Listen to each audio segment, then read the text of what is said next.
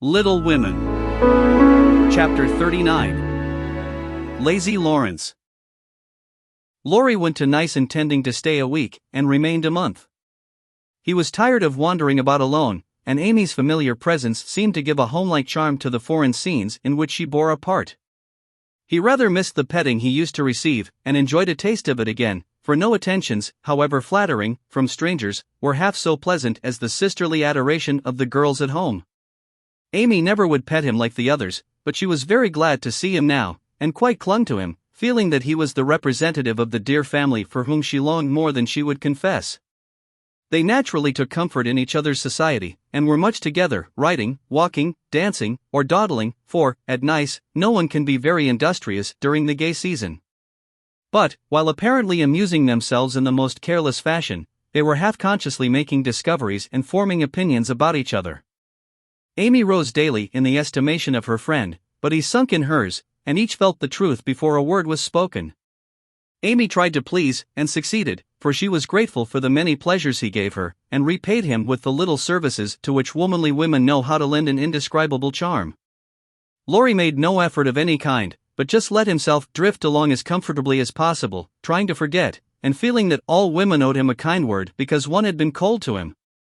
It cost him no effort to be generous, and he would have given Amy all the trinkets in Nice if she would have taken them, but, at the same time, he felt that he could not change the opinion she was forming of him, and he rather dreaded the keen blue eyes that seemed to watch him with such half-sorrowful, half-scornful surprise. "All the rest have gone to Monaco for the day. I preferred to stay at home and write letters. They are done now, and I am going to Valrosa to sketch. Will you come?" said Amy, as she joined Laurie one lovely day when he lounged in as usual, about noon. "Well, yes, but isn't it rather warm for such a long walk?" he answered slowly, for the shaded salon looked inviting, after the glare without. "I'm going to have the little carriage, and Baptiste can drive, so you'll have nothing to do but hold your umbrella and keep your gloves nice," returned Amy, with a sarcastic glance at the immaculate kids, which were a weak point with Laurie. "Then I'll go with pleasure," and he put out his hand for her sketchbook. But she tucked it under her arm with a sharp, "Don't trouble yourself, it's no exertion to me, but you don't look equal to it." Laurie lifted his eyebrows, and followed at a leisurely pace as she ran downstairs, but when they got into the carriage he took the reins himself, and left little Baptiste nothing to do but fold his arms and fall asleep on his perch. The two never quarreled. Amy was too well-bred, and just now Laurie was too lazy, so, in a minute he peeped under her hat brim with an inquiring air, she answered with a smile, and they went on together in the most amicable manner. It was a lovely drive, along winding roads rich in the picturesque scenes that delight beauty-loving eyes. Here an ancient monastery, whence the solemn chanting of the monks came down to them. There a bare-legged shepherd, in wooden shoes, pointed hat, and rough jacket over one shoulder, sat piping on a stone, while his goats skipped among the rocks or lay at his feet. Meek, mouse-colored donkeys, laden with panniers of freshly cut grass, passed by, with a pretty girl in a capeline sitting between the green piles, or an old woman spinning with a distaff as she went. Brown, soft-eyed children ran out from the quaint stone hovels to offer nosegays, or bunches of oranges still on the bough. Gnarled olive trees covered the hills with their dusky foliage, fruit hung golden in the orchard, and great scarlet anemones fringed the roadside, while beyond green slopes and craggy heights, the maritime Alps rose sharp and white against the blue Italian sky. Valrosa well deserved its name, for, in that climate of perpetual summer, roses blossomed everywhere. They overhung the archway, thrust themselves between the bars of the great gate with a sweet welcome to passers-by, and lined the avenue, winding through lemon trees and feathery palms up to the villa on the hill. Every shadowy nook, where seats invited one to stop and rest, was a mass of bloom. Every cool grotto had its marble nymph smiling from a veil of flowers, and every fountain reflected crimson, white, or pale pink roses, leaning down to smile at their own beauty. Roses covered the walls of the house, draped the cornices, climbed the pillars, and ran riot over the balustrade of the wide terrace, whence one looked down on the sunny Mediterranean, and the white-walled city on its shore. "This is a regular honeymoon paradise, isn't it? Did you ever see such roses?" asked Amy, pausing on the terrace to enjoy the view, and a luxurious whiff of perfume that came wandering by. "No, nor felt such thorns," returned Laurie, with his thumb in his mouth, after a vain attempt to capture a solitary scarlet flower that grew just beyond his reach. "Try lower down, and pick those that have no thorns," said Amy, gathering 3 of the tiny cream-colored ones that starred the wall behind her. She put them in his buttonhole, as a peace offering, and he stood a minute looking down at them with a curious expression, for in the Italian part of his nature there was a touch of superstition, and he was just then in that state of half-sweet, half-bitter melancholy, when imaginative young men find significance in trifles, and food for romance everywhere. He had thought of Jo in reaching after the thorny red rose, for vivid flowers became her, and she had often worn ones like that from the greenhouse at home. The pale roses Amy gave him were the sort that the Italians lay in dead hands, never in bridal wreaths, and, for a moment, he wondered if the omen was for Jo or for himself, but the next instant his American common sense got the better of sentimentality, and he laughed a heartier laugh than Amy had heard since he came. "It's good advice, you'd better take it and save your fingers," she said, thinking her speech amused him. "Thank you, I will," he answered in jest, and a few months later he did it in earnest. "Laurie, when are you going to your grandfather?" she asked presently, as she settled herself on a rustic seat. "Very soon. You have said that a dozen times within the last 3 weeks." "I dare say, short answers save trouble. He expects you, and you really ought to go." "Hospitable creature." "I know it. Then why don't you do it?"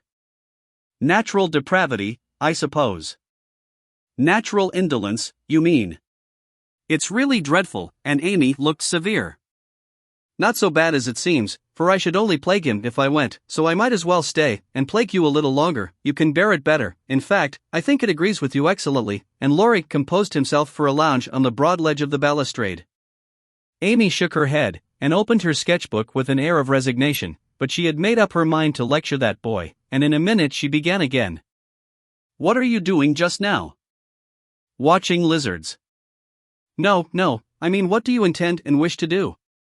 "Smoke a cigarette, if you'll allow me." "How provoking you are." "I don't approve of cigars, and I will only allow it on condition that you let me put you into my sketch. I need a figure." "With all the pleasure in life." "How will you have me, full length or 3/4, on my head or my heels?" "I should respectfully suggest a recumbent posture, then put yourself in also, and call it dolce far niente. Stay as you are, and go to sleep if you like." "I intend to work hard," said Amy, in her most energetic tone. What delightful enthusiasm, and he leaned against a tall urn with an air of entire satisfaction. "What would Jo say if she saw you now?" asked Amy impatiently, hoping to stir him up by the mention of her still more energetic sister's name. "As usual, go away, Teddy, I'm busy." He laughed as he spoke, but the laugh was not natural, and a shade passed over his face, for the utterance of the familiar name touched the wound that was not healed yet. Both tone and shadow struck Amy, for she had seen and heard them before, and now she looked up in time to catch a new expression on Laurie's face, a hard, bitter look, full of pain, dissatisfaction, and regret. It was gone before she could study it, and the listless expression back again.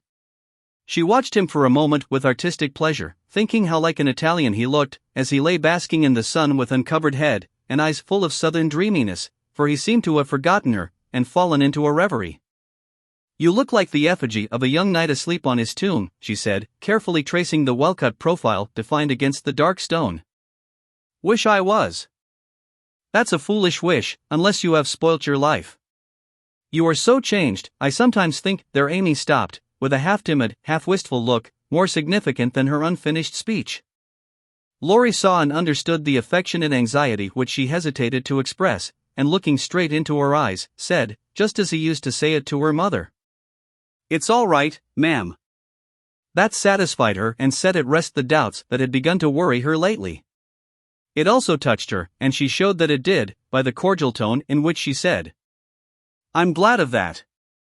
I didn't think you'd been a very bad boy, but I fancied you might have wasted money at that wicked Baden-Baden, lost your heart to some charming Frenchwoman with a husband, or got into some of the scrapes that young men seem to consider a necessary part of a foreign tour. Don't stay out there in the sun, come and lie on the grass here, and let us be friendly, as Jo used to say when we got in the sofa corner and told secrets." Laurie threw himself down on the turf.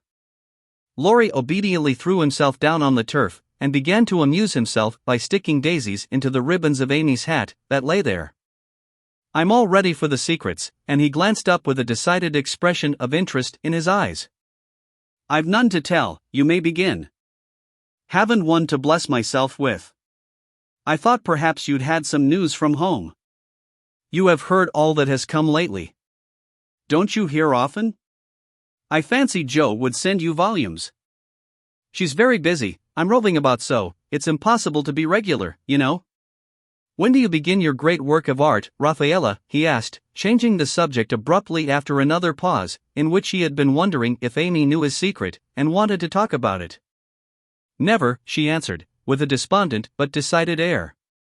Rome took all the vanity out of me, for after seeing the wonders there, I felt too insignificant to live, and gave up all my foolish hopes in despair. Why should you, with so much energy and talent? That's just why, because talent isn't genius, and no amount of energy can make it so. I want to be great, or nothing. I won't be a commonplace dauber, so I don't intend to try anymore. And what are you going to do with yourself now, if I may ask? Polish up my other talents, and be an ornament to society, if I get the chance. It was a characteristic speech, and sounded daring, but audacity becomes young people, and Amy's ambition had a good foundation. Laurie smiled, but he liked the spirit with which she took up a new purpose when a long-cherished one died, and spent no time lamenting. Good. And here is where Fred Vaughn comes in, I fancy. Amy preserved a discreet silence, but there was a conscious look in her downcast face that made Laurie sit up and say gravely, "Now I'm going to play brother, and ask questions. May I? I don't promise to answer. Your face will, if your tongue won't. You aren't woman of the world enough yet to hide your feelings, my dear. I heard rumors about Fred and you last year, and it's my private opinion that, if he had not been called home so suddenly and detained so long, something would have come of it, hey?" "That's not for me to say," was Amy's prim reply, but her lips would smile, and there was a traitorous sparkle of the eye, which betrayed that she knew her power and enjoyed the knowledge. "You are not engaged, I hope," and Laurie looked very elder brotherly and grave all of a sudden. "No. But you will be, if he comes back and goes properly down upon his knees, won't you?" "Very likely." "Then you are fond of old Fred?" "I could be, if I tried." "But you don't intend to try till the proper moment?" "Bless my soul, what unearthly prudence!" "He's a good fellow, Amy, but not the man I fancied you'd like." "He is rich, a gentleman, and has delightful manners," began Amy, trying to be quite cool and dignified, but feeling a little ashamed of herself, in spite of the sincerity of her intentions. "I understand, queens of society can't get on without money, so you mean to make a good match, and start in that way?" "Quite right and proper, as the world goes, but it sounds odd from the lips of one of your mother's girls." "True, nevertheless." A short speech, but the quiet decision with which it was uttered contrasted curiously with the young speaker. Laurie felt this instinctively, and laid himself down again, with a sense of disappointment which he could not explain. His look and silence, as well as a certain inward self-disapproval, ruffled Amy, and made her resolve to deliver her lecture without delay. "I wish you'd do me the favor to rouse yourself a little," she said sharply. "Do it for me, there's a dear girl." "I could, if I tried," and she looked as if she would like doing it in the most summary style. "Try, then, I give you leave," returned Laurie, who enjoyed having someone to tease, after his long abstinence from his favorite pastime. "You'd be angry in 5 minutes." "I'm never angry with you." "It takes 2 flints to make a fire, you are as cool and soft as snow." "You don't know what I can do, snow produces a glow and a tingle, if applied rightly." "Your indifference is half affectation, and a good stirring up would prove it." "Stir away, it won't hurt me and it may amuse you," as the big man said when his little wife beat him. "Regard me in the light of a husband or a carpet, and beat till you are tired, if that sort of exercise agrees with you." Being decidedly nettled herself, and longing to see him shake off the apathy that so altered him, Amy sharpened both tongue and pencil, and began. "Flo and I have got a new name for you, it's Lazy Laurence. How do you like it?" She thought it would annoy him, but he only folded his arms under his head, with an imperturbable "that's not bad." "Thank you, ladies. Do you want to know what I honestly think of you?" Pining to be told. "Well, I despise you." If she had even said "I hate you," in a petulant or coquettish tone, he would have laughed, and rather liked it, but the grave, almost sad, accent of her voice made him open his eyes, and ask quickly, "Why, if you please?" Because, with every chance for being good, useful, and happy, you are faulty, lazy, and miserable. Strong language, mademoiselle. If you like it, I'll go on. Pray, do, it's quite interesting. I thought you'd find it so. Selfish people always like to talk about themselves. Am I selfish? The question slipped out involuntarily and in a tone of surprise, for the one virtue on which he prided himself was generosity. Yes, very selfish, continued Amy, in a calm, cool voice, twice as effective, just then, as an angry one. I'll show you how, for I've studied you while we have been frolicking, and I'm not at all satisfied with you. Here you have been abroad nearly 6 months, and done nothing but waste time and money and disappoint your friends. Isn't a fellow to have any pleasure after a 4-years grind? You don't look as if you'd had much. At any rate, you are none the better for it, as far as I can see. I said, when we first met, that you had improved. Now I take it all back, for I don't think you half so nice as when I left you at home.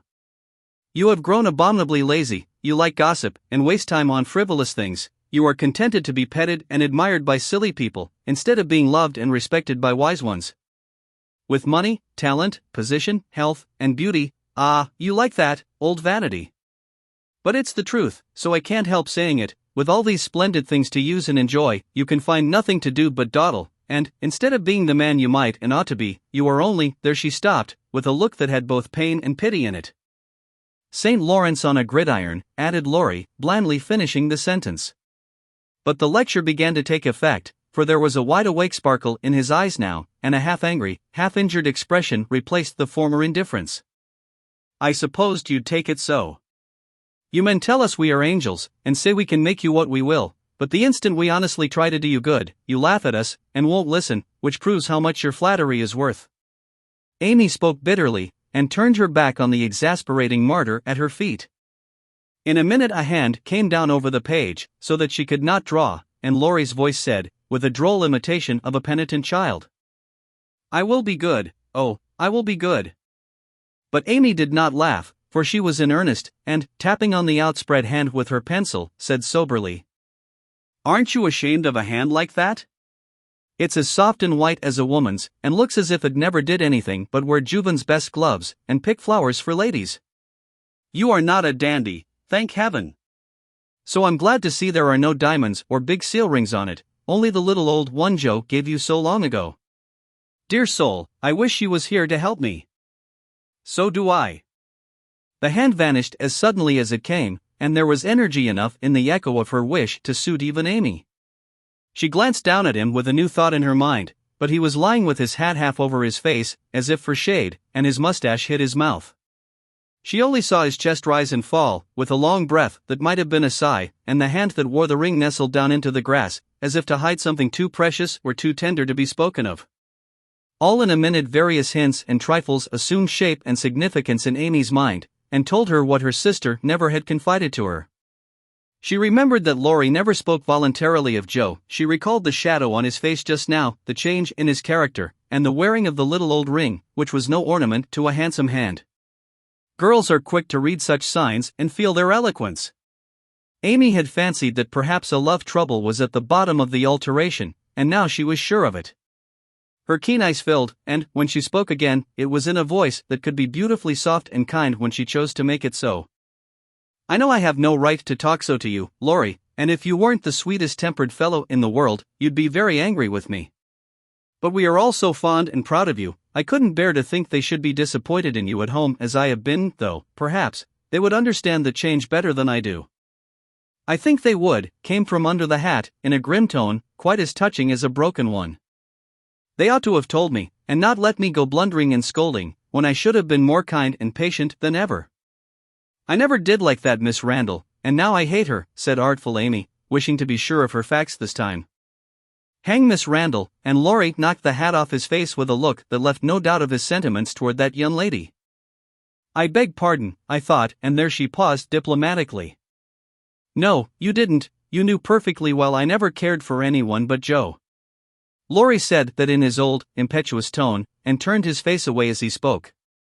I did think so, but as they never said anything about it, and you came away, I supposed I was mistaken. And Joe wouldn't be kind to you? Why, I was sure she loved you dearly. She was kind, but not in the right way, and it's lucky for her she didn't love me, if I'm the good-for-nothing fellow you think me. It's her fault though, and you may tell her so."